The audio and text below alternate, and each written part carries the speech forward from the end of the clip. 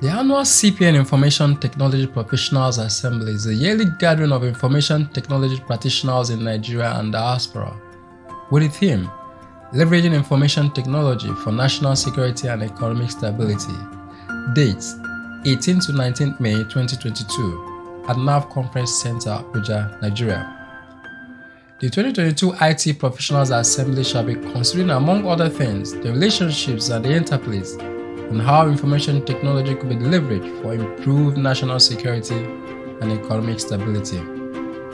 From the deliberations, the Assembly will come up with findings and recommendations that will be geared toward deploying advanced technologies through effective partnership that promotes economic, technological, and national security competitiveness.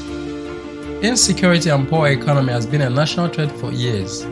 The destructions, the pain, the tears, and the death that comes with it explains why this issue remains in the front burner. There is no doubt the benefits of using modern technologies are immense and are here to stay. The main objective for the 2022 IT Professionals Assembly shall be to discuss and strategize on emerging issues in information technology. The forum will also generate recommendations and decisions that will impact positively on both the industry and the nation.